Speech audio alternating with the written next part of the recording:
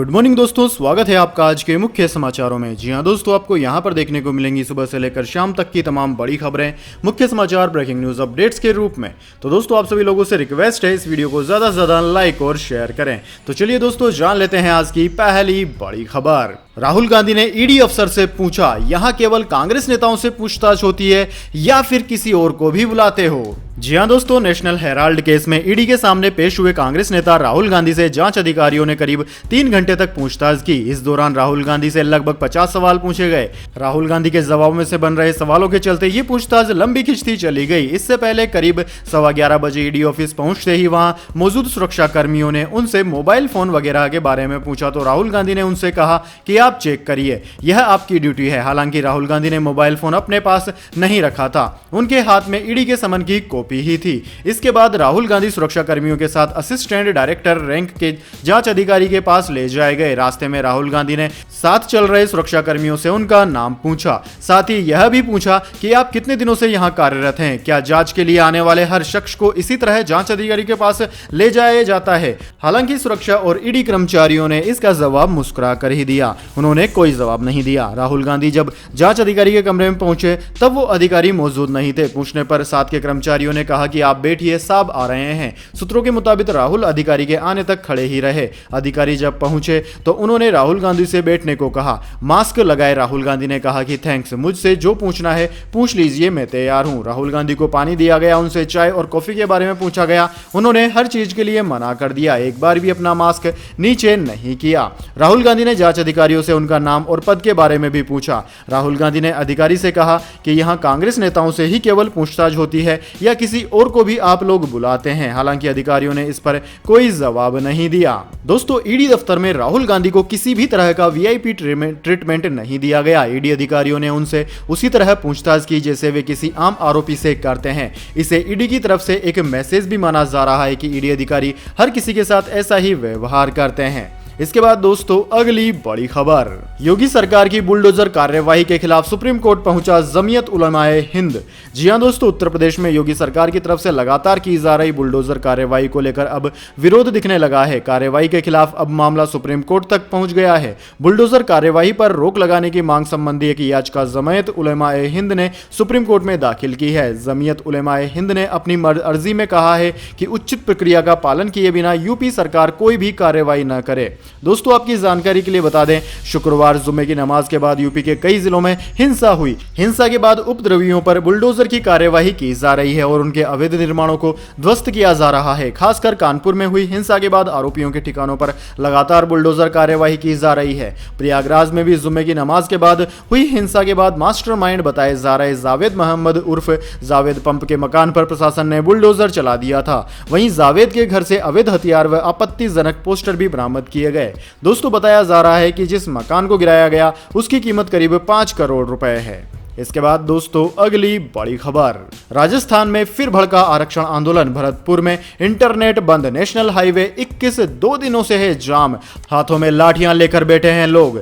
जी हां दोस्तों, राजस्थान में एक बार फिर आरक्षण की मांग को लेकर आंदोलन शुरू हो गया है। अब माली कुशवाहा साक्य मौर्य समाज ने अलग से 12% आरक्षण की मांग की है। समाज के सैकड़ों लोगों ने हाथों में लाठियां लेकर भरतपुर में नेशनल हाईवे 11 जयपुर आगरा को जाम कर दिया। उधर भरतपुर संभागीय आयुक्त ने सोमवार सुबह 11 बजे से 24 घंटे के लिए 4 कस्बों में इंटरनेट बंद कर दिया। दोस्तों, आरक्षण संघर्ष समिति के संरक्षक लक्ष्मण सिंह कुशवाहा ने कहा कि समाज के लोग संविधान के तहत आरक्षण की डिमांड कर रहे हैं। संविधान के अनुच्छेद संख्या 16(4) में व्यवस्था की गई है कि वे जातियां जो अति पिछड़ी हुई है उन्हें राज्य सरकार अपने स्तर पर आरक्षण दे सकती है। इनका केंद्र से कोई मतलब नहीं है। आज समाज में न तो कोई IAS अधिकारी है और न ही RAS है। दोस्तों, कुशवाहा ने कहा कि कांची समाज अति पिछड़े में आता है। कांची समाज की जनसंख्या 12% है, इसलिए हम जनसंख्या के आधार पर आरक्षण मांग रहे हैं। इसको लेकर मुख्यमंत्री से मिल चुके हैं। मुख्यमंत्री ने आश्वासन दिया था कि इस पर विचार किया जाएगा, लेकिन आज तक कोई विचार नहीं किया गया। इसके बाद दोस्तों, अगली बड़ी खबर। दहेज उत्पीड़न के मामले में पति के दूर के रिश्तेदारों पर भी हो सकता है केस, बॉम्बे हाई कोर्ट का अहम फैसला। जी हां दोस्तों, बंबई उच्च न्यायालय ने दहेज उत्पीड़न के एक मामले की सुनवाई करते हुए एक अहम आदेश जारी करते हुए कहा कि दूर दराज के इलाकों में रहने वाले पति के रिश्तेदारों पर भी दहेज के मामले दर्ज हो सकते हैं। धारा 498A के मामले में एक व्यक्ति के रिश्तेदारों के खिलाफ दर्ज प्राथमिकी को रद्द करने से इनकार करते हुए बॉम्बे हाई कोर्ट की नागपुर बेंच ने कहा कि कई बार दूर रहने वाले रिश्तेदार भी दो लोगों के वैवाहिक जीवन में दखल देते हैं और पत्नी को परेशान भी करते हैं। कोर्ट ने आगे कहा कि यही कारण है कि दहेज उत्पीड़न के मामलों में भारतीय दंड संहिता की धारा 498A के अंतर्गत पति से दूर रहने वाले उनके रिश्तेदारों के खिलाफ भी मामला दर्ज हो सकता है। यानी कि दोस्तों, पति के दूर के रिश्तेदार फूफा मामा के ऊपर भी केस दर्ज किया जा सकता है। इसके बाद दोस्तों, अगली बड़ी खबर, बंगाल में अब गवर्नर नहीं मुख्यमंत्री होगा स्टेट यूनिवर्सिटी का चांसलर, विधानसभा ने पास कर दिया बिल। जी हां दोस्तों, पश्चिम बंगाल विधानसभा ने उस विधेयक को मंजूरी दे दी है जिसके तहत अब राज्यपाल नहीं बल्कि मुख्यमंत्री ममता बनर्जी राज्य संचालित यूनिवर्सिटी की चांसलर होंगी। बीजेपी के विधायकों ने इस बिल का विरोध किया, हालांकि इसके बावजूद बिल के पक्ष में 182 और इसके खिलाफ महज 40 वोट पड़े। विधानसभा में बिल पेश करते हुए राज्य के शिक्षा मंत्री वित्त बसु ने कहा कि मुख्यमंत्री के चांसलर पद संभालने में कुछ भी गलत नहीं है। उन्होंने कहा कि जब प्रधानमंत्री केंद्रीय यूनिवर्सिटी विश्व भारती के चांसलर हैं तो मुख्यमंत्री राज्य विश्वविद्यालयों के चांसलर क्यों नहीं हो सकते। आप पूंजी कमीशन की सिफारिशों को देख सकते हैं। राज्यपाल, जो कि मौजूदा चांसलर हैं, ने कई मौकों पर प्रोटोकॉल का उल्लंघन किया है। इस घटनाक्रम से मुख्यमंत्री व तृणमूल कांग्रेस प्रमुख ममता बनर्जी और राज्यपाल जगदीप धनखड़ के बीच टकराव और बढ़ने की आशंका है। तृणमूल कांग्रेस पार्टी कई बार केंद्र के इशारों पर सीएम ममता बनर्जी की सरकार को परेशान करने का आरोप राज्यपाल धनखड़ पर लगा चुकी है। इसके बाद दोस्तों, अगली बड़ी खबर, रांची में उत्पात के 4 घंटे, व्हाट्सएप पर एक दिन पहले ही माहौल बन चुका था, कल कुछ बड़ा करना है।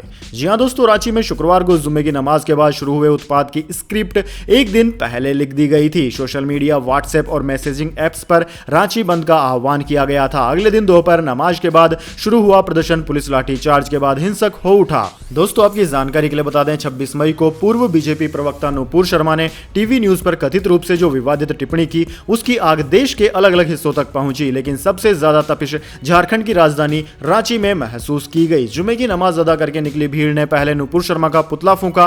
कुछ देर तक शांतिपूर्ण प्रदर्शन चला, लेकिन फिर वही हुआ जो देश के दूसरे राज्यों में हो रहा है, पत्थरबाजी, हिंसा, आगजनी, तोड़फोड़। लेकिन रांची में यह सब इतना भयानक था कि पुलिस को हिंसक भीड़ पर फायरिंग करनी पड़ी। नतीजा यह हुआ कि फायरिंग में 2 लोगों की मौत, 4 से ज्यादा लोगों को गोली लगी, 25 से ज्यादा घायल हो गए। इसके बाद दोस्तों, जानते हैं अगली बड़ी खबर, महाराष्ट्र में कोरोना के एक्टिव केस में करीब 2.5 गुना का उछाल, 10 दिन में आया मुंबई में सर्वाधिक। जी हां दोस्तों, महाराष्ट्र में कोरोना के मामलों में लगातार तेजी बनी हुई है और पिछले 10 दिनों की बात करें तो एक्टिव केस में करीब 2.5 गुना का उछाल आ गया है। सोमवार को राज्य में 1885 कोविड के नए केस सामने आए हैं। राज्य में कुल एक्टिव केस 17,480 तक पहुंच गए हैं। बीएमसी के आंकड़ों के मुताबिक मुंबई के अस्पतालों में रोजाना भर्ती होने वाले कोविड मरीज 37 से बढ़कर 111 हो गए हैं। यानी कि दोस्तों, 10 दिनों में 200% की बढ़त। महाराष्ट्र में मौत जो जीरो में रिपोर्ट हो रही थी, बीते 24 घंटों में 40 साल से कम उम्र के 2 मरीजों की कोविड से मौत हो गई। दोनों मौतें मुंबई से रिपोर्ट हुई है। मेडिकल विशेषज्ञों का कहना है कि ज्यादातर मरीजों में बीमारी के हल्के लक्षण है और मृत्यु दर भी कम है। वायरस का कोई नया चिंताजनक स्वरूप भी नहीं देखा गया। विशेषज्ञों ने इसे हल्की लहर करार दिया है। इसके बाद दोस्तों, अगली बड़ी खबर, श्रीलंका अडानी प्रोजेक्ट को लेकर प्रधानमंत्री मोदी पर आरोप लगाने वाले अफसर ने दिया इस्तीफा। जी हां दोस्तों, श्रीलंका के एक बड़े पावर प्रोजेक्ट को सीधे गौतम अडानी ग्रुप को देने के लिए राष्ट्रपति गोटाबाया राजपक्षे पर प्रधानमंत्री मोदी द्वारा दबाव दिए जाने के दावे को श्रीलंकाई अधिकारी ने वापस ले लिया है। उस अधिकारी ने बाद में अपने पद से इस्तीफा भी दे दिया। साथ ही राष्ट्रपति राजपक्षे ने इसका जोरदार खंडन किया। वहीं श्रीलंका के बिजली प्राधिकरण के प्रमुख द्वारा वापस लिए गए आरोप पर सरकार ने कोई टिप्पणी नहीं की। आरोपों में श्रीलंका के मन्नार जिले में 500 मेगावाट की अक्षय ऊर्जा परियोजना शामिल है। श्रीलंका के सीलोन इलेक्ट्रिसिटी बोर्ड के अध्यक्ष एमएमसी फर्नांडो ने शुक्रवार को एक संसदीय पैनल को बताया कि राष्ट्रपति राजपक्षे ने उन्हें बताया है कि प्रधानमंत्री मोदी ने उन पर पवन ऊर्जा परियोजना को सीधे अडानी समूह को देने के लिए दबाव डाला था। इसके बाद दोस्तों, अगली बड़ी खबर, आईपीएल मीडिया राइट्स की नीलामी 44,000 करोड़ के पार गई। बोली टीवी पर सोनी और स्मार्टफोन पर वाईकॉम 18 करेगा मैचों का प्रसारण। जी हां दोस्तों, इंडियन प्रीमियर लीग यानी कि आईपीएल के अगले 5 सीजन 2023 से 2027 के मीडिया राइट्स की नीलामी हो चुकी है। भारतीय उपमहाद्वीप के लिए टीवी राइट्स 57.5 करोड़ रुपए प्रति मैच और डिजिटल राइट्स 50 करोड़ रुपए प्रति मैच में बिके। इनकी कुल बोली 44,075 करोड़ की लगी है। रिपोर्ट्स के मुताबिक सोनी ने टीवी राइट्स 23,575 करोड़ में और रिलायंस की कंपनी वाईकॉम 18 ने डिजिटल राइट्स 20,500 करोड़ रुपए में खरीदे। पिछली बार स्टार ने टीवी और डिजिटल राइट्स दोनों 16,348 करोड़ रुपए में खरीदे थे। ऐसे में इस बार टीवी और डिजिटल राइट्स पिछली बार की तुलना में 2.5 गुना ज्यादा महंगे बिके हैं। दोस्तों, सूत्रों ने बताया कि अब बीसीसीआई को आईपीएल के एक मैच के एवज में 107.5 करोड़ रुपए मिलेंगे। इस तरह एक मैच के ब्रॉडकास्टर राइट्स के हिसाब से आईपीएल अब दुनिया की दूसरी सबसे महंगी लीग हो गई है। आईपीएल ने ईपीआई 86 करोड़ रुपए प्रति मैच को पछाड़ दिया है। अब इससे ज्यादा रकम सिर्फ अमेरिका की नेशनल फुटबॉल लीग एनएफएल को मिली है। एनएफएल को हर मैच के ब्रॉडकास्ट राइट्स के लिए 133 करोड़ रुपए मिलते हैं। इसके बाद दोस्तों अगली बड़ी खबर, UP MLC election, deputy CM Keshav Prasad Maurya समेत बीजेपी के 9 और सपा के 4 प्रत्याशी निर्विरोध निर्वाचित। जी हां दोस्तों, यूपी विधान परिषद की 13 सीटों के लिए चुनाव प्रक्रिया चल रही थी। इसी बीच यूपी विधानसभा के विशेष सचिव एवं निर्वाचन अधिकारी ब्रजभूषण दुबे ने नाम वापसी की समय सीमा समाप्त होने के बाद सभी 13 प्रत्याशियों को निर्विरोध निर्वाचित घोषित कर दिया। 13 सीटों में से 9 पर भारतीय जनता पार्टी और 4 पर समाजवादी पार्टी को जीत मिली। वैसे मतदान 20 जून को होना था। निर्वाचन अधिकारी ब्रजभूषण दुबे ने बताया कि सोमवार को दोपहर 3 बजे तक नामांकन वापसी की अंतिम तिथि समाप्त हो जाने के बाद सभी 13 प्रत्याशियों को विधान परिषद के सदस्य हेतु निर्विरोध निर्वाचित घोषित कर दिया गया। दरअसल दोस्तों, यूपी विधान परिषद की 13 सीटों के लिए सिर्फ 13 लोगों ने नामांकन किया था। इस वजह से आज ही ऐलान कर दिया गया। वहीं निर्वाचन अधिकारी ब्रजभूषण दुबे द्वारा विधान परिषद सदस्यों के लिए निर्वाचित किए गए सभी प्रत्याशियों को निर्वाचन प्रमाण पत्र सौंप दिए गए। इसके अलावा यूपी के मुख्यमंत्री योगी आदित्यनाथ ने विधान परिषद निर्वाचित हुए सभी सदस्यों को हार्दिक बधाई दी। उन्होंने कहा कि पूर्ण विश्वास है कि आप सभी की कर्मठता व जनसेवा के प्रति प्रतिबद्धता उच्च सदन की गरिमा को अभिवर्धित करेगी। इसके बाद दोस्तों अगली बड़ी खबर, वनडे रैंकिंग में पाकिस्तान से पिछड़ा भारत, 4 महीने से वनडे नहीं खेल पाई टीम इंडिया 5वें स्थान पर खिसकी, न्यूजीलैंड है टॉप पर। जी हां दोस्तों, आईसीसी वनडे की ताजा रैंकिंग में पाकिस्तान ने भारत को पछाड़ दिया है। पाकिस्तान की टीम ने हाल ही में वेस्टइंडीज के खिलाफ घरेलू वनडे सीरीज में क्लीन स्वीप करने के बाद यह मुकाम हासिल किया। भारत वर्ल्ड रैंकिंग में अब 5वें पायदान पर है। आईसीसी वनडे की ताजा रैंकिंग में पाकिस्तान ने 102 से 106 पॉइंट्स हो गए हैं। वह 5वें से 4थे स्थान पर पहुंच गया है। वहीं भारत के 105 पॉइंट्स हैं। टीम इंडिया काफी समय से वनडे मैचों की सीरीज नहीं खेल रही है। वह 4थे से 5वें स्थान पर खिसक गई है। वहीं न्यूजीलैंड की टीम टॉप पर है, जबकि इंग्लैंड दूसरे और ऑस्ट्रेलिया तीसरे स्थान पर है। भारत ने आखिरी वनडे सीरीज वेस्टइंडीज के खिलाफ फरवरी में खेली थी। दोस्तों, वेस्टइंडीज के खिलाफ 3 मैचों की घरेलू सीरीज होने से पहले पाकिस्तान के 102 अंक थे। उसे भारत को पीछे छोड़ने के लिए वेस्टइंडीज से 3 मैच जीतना जरूरी था। पाकिस्तान ने ऐसा ही करते हुए वेस्टइंडीज के से घरेलू सीरीज को 3-0 से जीत लिया। इसके साथ ही उसके 106 पॉइंट हो गए। भारत 11 फरवरी 2022 को वेस्टइंडीज के खिलाफ आखिरी वनडे खेला था। इसके बाद दोस्तों अगली बड़ी खबर, दिन में गिरा शेयर बाजार, शाम होते ही आई अच्छी खबर, सरकार के लिए भी है राहत। जी हां दोस्तों, दिन में गिरकर बिखरे शेयर बाजार के बाद शाम को लोगों के लिए राहत भरी खबर आई। महंगाई से जूझ रहे लोगों को थोड़ी राहत मिली है। सरकार द्वारा जारी किए गए आंकड़ों में मई के महीने में भारत की खुदरा मुद्रा स्फीति में गिरावट आई है और अब ये 7.04% हो गई है। महंगाई की वजह से सोमवार को शेयर बाजार में गिरावट दर्ज की गई थी। अब दोस्तों, महंगाई दर में आई गिरावट का भी असर मंगलवार को शेयर बाजार में भी दिख सकता है और मार्केट में बढ़त के साथ शुरुआत हो सकती है।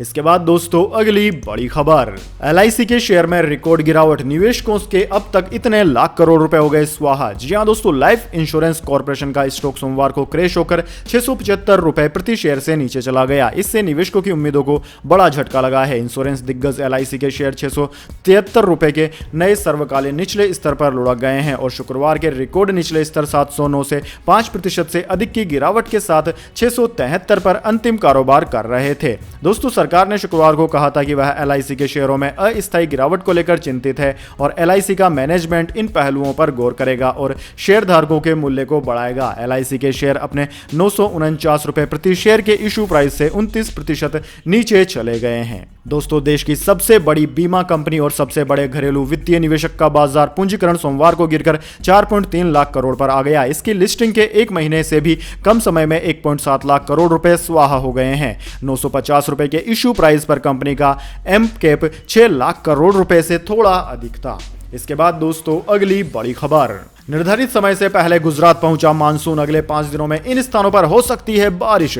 जी हां दोस्तों, दक्षिण पश्चिम मानसून निर्धारित समय से 2 दिन पहले सोमवार को गुजरात पहुंच गया, जिससे महिसागर जिले और राज्य के कुछ अन्य हिस्सों में भारी बारिश हुई। यह जानकारी भारतीय मौसम विज्ञान विभाग यानी कि इंडियन मेट्रोलॉजी डिपार्टमेंट के एक अधिकारी ने दी है। अहमदाबाद स्थित IMD केंद्र ने सोमवार दोपहर एक बुलेटिन में कहा कि गुजरात के कुछ हिस्सों में मानसून के आगे बढ़ने के लिए परिस्थितियां अनुकूल है। अधिकारी ने कहा कि अगले 5 दिनों के दौरान राज्य के अन्य कुछ हिस्सों में बारिश और गरज के साथ छींटे पड़ने की संभावना है। यहां मौसम विज्ञान विभाग केंद्र की प्रमुख मनोरमा मोहंती ने कहा कि दक्षिण पश्चिम मानसून ने सोमवार को गुजरात में प्रवेश किया। आमतौर पर राज्य में मानसून के आने की संभावित तारीख 15 जून होती है, लेकिन यह 5 दिन पहले ही आ गया है। इसके बाद दोस्तों, जाने अगली बड़ी खबर, लेकिन उससे पहले मेरी आपसे एक छोटी सी रिक्वेस्ट है। अगर दोस्तों आपको अभी तक हमारी न्यूज पसंद आई है तो इसे एक छोटा सा लाइक जरूर दे दीजिए, और अगर आपको पसंद नहीं आई है तो बेशक आप डिसलाइक भी कर सकते हैं, लेकिन दोस्तों लाइक और डिसलाइक जरूर कीजिए, क्योंकि दोस्तों यही हमारी मेहनत का फल होता है और इसी से हमें पता चलता है कि आपको हमारी वीडियोस पसंद आ रहे हैं या नहीं। तो चलिए दोस्तों, जान लेते हैं अगली बड़ी खबर। धीरे धीरे बढ़ने लगे हैं सरिया और सीमेंट के दाम, फटाफट बनवा लीजिए अपना मकान। जी हां दोस्तों, अपने घर का सपना पूरा करने के लिए सालों साल तैयारियां करते हैं, लेकिन दोस्तों फिलहाल कीमतें लगातार बढ़ती ही जा रही है। इस साल मार्च अप्रैल में भवन निर्माण सामग्रियों की कीमतें अपने चरम पर थी। इसके बाद सरिया और सीमेंट जैसी सामग्रियों की कीमतों में भी तेजी से नरमी आई। इस महीने के पहले सप्ताह तक सरिया और सीमेंट के भाव लगातार गिरे। सरिया के मामले में तो भाव करीब करीब आधे हो गए थे। हालांकि दोस्तों अब पिछले 1-2 दिन से सरिया के रेट का ट्रेड पलटा है। सिर्फ एक दिन में सरिया कुछ जगहों पर 1000 रुपए प्रति किलो तक महंगा हो गया है। सीमेंट के भाव में भी 10 से 20 रुपए प्रति बोरी तक इजाफा हो गया है। इस कारण एक बार फिर से भवन निर्माण सामग्रियों के दाम बढ़ने का खतरा उपस्थित हो गया है। ऐसे में घर बनाने की तैयारी कर रहे लोगों को देरी करना भारी पड़ सकता है।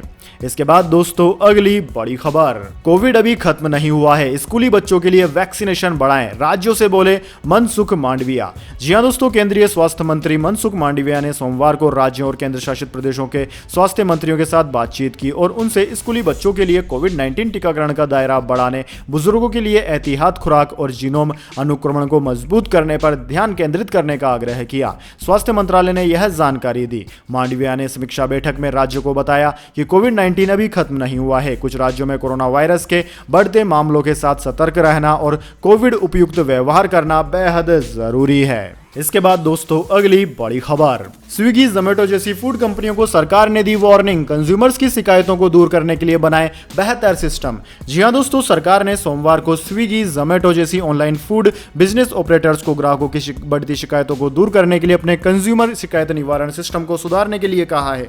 सरकार ने इसके लिए इन ऑनलाइन फूड बिजनेस कंपनियों को 15 दिन का समय दिया है। सरकार ने इन कंपनियों से 15 दिन के भीतर एक प्रस्ताव पेश करने को कहा है। सरकार के एक ऑफिशियल स्टेटमेंट में कहा गया है कि डिपार्टमेंट ऑफ कंज्यूमर्स ने प्रमुख ई कॉमर्स फूड बिजनेस ऑपरेटरों FBO को मौजूदा ढांचे के साथ साथ कंज्यूमर्स के शिकायतों के निवारण करने, सिस्टम को सुधारने के लिए 15 दिन के भीतर एक प्रस्ताव पेश करने को कहा है। उपभोक्ता मामलों के सचिव रोहित कुमार सिंह की अध्यक्षता में प्रमुख ई कॉमर्स खाद्य व्यवसाय ऑपरेटरों के साथ इस क्षेत्र में उपभोक्ताओं को प्रभावित करने वाले प्रासंगिक मुद्दों पर चर्चा करने के लिए एक बैठक के दौरान यह निर्देश दिया गया। दोस्तों आपकी जानकारी के लिए बता दें, बयान में बताया गया है कि पिछले 12 महीनों के दौरान राष्ट्रीय उपभोक्ता हेल्पलाइन 1915 पर स्विगी के खिलाफ 3631 शिकायतें और जोमेटो के खिलाफ 2828 शिकायतें मिली है। इसके बाद दोस्तों अगली बड़ी खबर, आम आदमी के लिए राहत, कम हुई महंगाई, मई में 7.04% रही खुदरा महंगाई दर। जी हां दोस्तों, महंगाई के मोर्चे पर आम आदमी के लिए राहत भरी है। दरअसल खाने का सामान सस्ता होने से मई 2022 में खुदरा महंगाई दर में कमी आई है। मई में खुदरा दर 7.04% रही, जबकि अप्रैल में 7.79% रही थी। नेशनल स्टैटिस्टिकल ऑफिस यानी कि NSO की ओर से सोमवार को जारी आंकड़ों के मुताबिक अप्रैल में उपभोक्ता मूल्य सूचकांक आधारित CPI महंगाई 7.79% फीसदी पर थी। पिछले साल मई में खुदरा महंगाई 6.3 फीसदी थी। मई में खाद्य महंगाई दर 7.97 फीसदी रही, जबकि अप्रैल में यह 8.31 फीसदी रही। दोस्तों, भारतीय रिजर्व बैंक ने इस महीने मौद्रिक नीति समीक्षा में चालू वित्त वर्ष के लिए महंगाई के अनुमान को 5.7 फीसदी से बढ़ाकर 6.7 फीसदी कर दिया है। केंद्रीय बैंक मौद्रिक नीति पर विचार करते समय मुख्य रूप से खुदरा महंगाई दर पर गौर करता है। इसके बाद दोस्तों जान लेते हैं अगली बड़ी खबर। साल 2100 तक चीन की जनसंख्या होगी आधी, भारत में 29 करोड़ लोग कम होंगे। जी हां दोस्तों, दुनिया की आबादी अगली सदी में कम होने वाली है। एक ताजा स्टडी में अनुमान लगाया गया है कि पृथ्वी की कुल आबादी साल 2064 में 9.7 अरब तक पहुंचकर अपने चरम पर पहुंच जाएगी। इसके बाद साल 2100 में यह घटकर 8.79 अरब रह जाएगी। लेसेंट मेडिकल जर्नल की इस रिपोर्ट के मुताबिक सदी के अंत तक भारत में 29 करोड़ लोग कम हो जाएंगे। तेजी से बूढ़े हो रहे चीन में तो साल 2100 तक आधी जनसंख्या घट चुकी होगी। वहां वर्तमान में 140 करोड़ के मुकाबले 66.8 करोड़ घटकर सिर्फ 74 करोड़ आबादी रहने का अनुमान है। वॉशिंगटन यूनिवर्सिटी ने कहा है कि जनसंख्या गिरने का जो ट्रेंड शुरू होगा उसे बदला नहीं जा सकेगा। चीन की जनसंख्या में साल 2021 में मात्र 4 करोड़ 80 लाख की बढ़ोतरी हुई है। चीन की राष्ट्रीय जनसंख्या ब्यूरो के मुताबिक चीन की आबादी 2021 में 1.4112 बिलियन थी, जो कि बढ़कर साल 2021 में 1.41260 बिलियन हो गई। संघाई एकेडमी ऑफ सोशल साइंसेज की टीम द्वारा तैयार आंकड़े बताते हैं कि साल 2100 तक चीन में बुजुर्गों की संख्या वर्किंग पॉपुलेशन से ज्यादा हो जाएगी। साथ ही कहा कि चीन की आबादी साल 2100 में 587 मिलियन तक पहुंचने का अनुमान है। अगर ऐसा हुआ तो चीन की आबादी आज की तुलना में आधे से भी कम रह जाएगी। तो दोस्तों यह थी आज की तमाम बड़ी खबरें। इसके बाद दोस्तों बारी आती है आज के माइंड क्विज क्वेश्चन की। जी हां दोस्तों, एक आसान से सवाल का जवाब देकर आप जीत सकते हैं एक अमेजिंग सरप्राइज गिफ्ट हमारे यूट्यूब चैनल की ओर से। तो दोस्तों आज का सवाल आपकी स्क्रीन पर आ चुका है। भारत की कितनी जनसंख्या है? जी हां दोस्तों, अगर आप जानते हैं भारत की कुल जनसंख्या कितनी है तो जल्दी से कमेंट बॉक्स में लिख दीजिए। अगर दोस्तों आपका जवाब होता है एकदम सही और आप चुने जाते हैं लकी विजेता के रूप में, तो आपको मिल सकता है एक अमेजिंग सरप्राइज गिफ्ट हमारे यूट्यूब चैनल की ओर से। तो दोस्तों जल्दी से अपना उत्तर कमेंट बॉक्स में लिख दीजिए, वीडियो को लाइक कर लीजिए और चैनल को सब्सक्राइब करके बेल आइकन भी दबा लीजिए। धन्यवाद। वंदे मातरम। जय हिंद, जय भारत।